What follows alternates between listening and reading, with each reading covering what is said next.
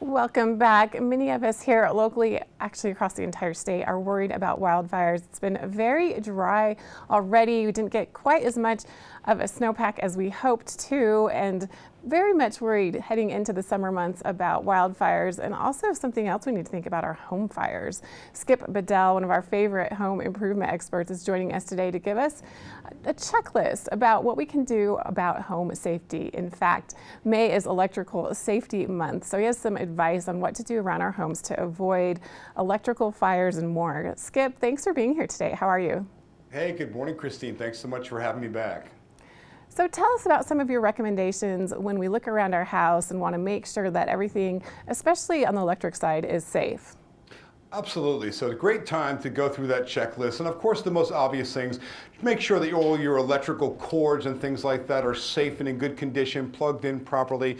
But talking about plugs, you want to go around and inspect all the outlets in your home and make sure they are the right type for that location. And what I mean by that, some of the most common that we'll be familiar with would be the GFCI receptacle, which we'll usually see in our kitchens and bathrooms, and we're all familiar with it. They have a little reset button there. Now, the purpose of this outlet is to prevent electrical shock. So it's really important that these are working properly. Leviton makes some great products that make that easy for you. So that's would be the most common, but one that I wanted to bring to people's attention that you might not be aware of. It looks just like the GFCI, only it's an AFCI, and that stands for Arc Fault Circuit Interrupter.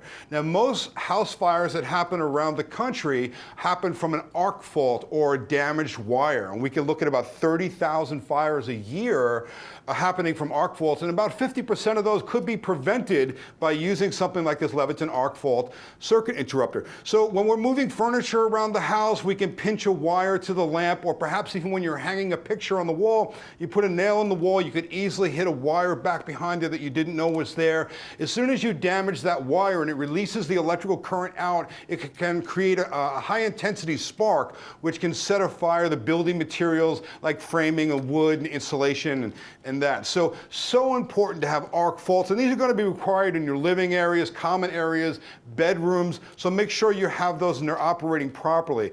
In addition to that, now they combine. So Leviton makes a dual function, which is really great. It combines GFCI and AFCI, and these now are being required in areas like your laundry room and also for your dishwasher. So check your local electrical codes and make sure where they are required, and you can pick up a dual function that'll serve that just well.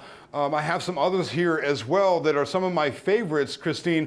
Everybody knows about USBs. They charge up all of your, devices and your laptops and phones. So now they combine the GFCI with a USB port built right into it, makes it very easy. Even a night light, which is super convenient to have.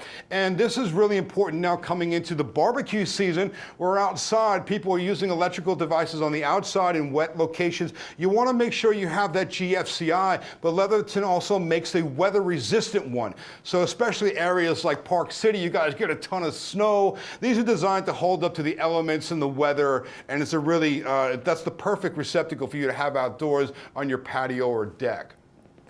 Skip, I feel like some people may be intimidated to replace an outlet. How difficult is it? And do people need to be worried that they're going to do it wrong and maybe cause an electrical issue because they installed it incorrectly?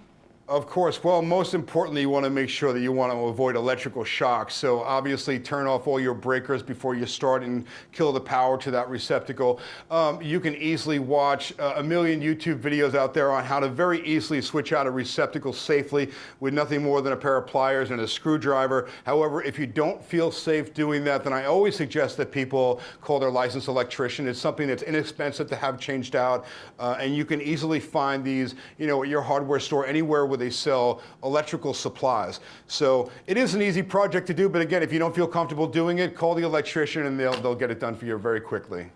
Any other tips for us, especially in regards to preventing fires in our homes and shock and all of those issues that we are concerned about? Yeah, so don't overload your electrical outlets. Like we talked about, all these different types here, they are rated for different amounts of voltages depending upon where they are. So check that you make sure you don't have too many things plugged into it. We're all guilty of it, especially like around the holidays and we got a million lights plugged in and things like that. Check the electrical rating on that. It says it right on the receptacle. Also go downstairs and wherever your electrical panel is in the basement or the garage and flip all your breakers on and off and make sure they're all working properly too. This is a great time of year to do that and kind of run through that checklist, and that's going to really greatly reduce the chance of you having a house electrical fire. And Skip, any other tips for us, and where can we find more information? Yeah, I would say definitely viewers should go to the Leviton website at home.leviton.com. They'll be able to find the full selection of all their products, where they can get them, how to install them. It's a really great site. Well, thank you so much, Skip. It's always a pleasure having you right here on Park City Television. Appreciate your advice and your tips. And just another reminder, May is Electrical Safety Month, and within your homes, you want to make sure to check those outlets. If you need help, call an electrician, and definitely take some of the great advice that Skip gave us today. We're going to take a break and get back with much more right after this.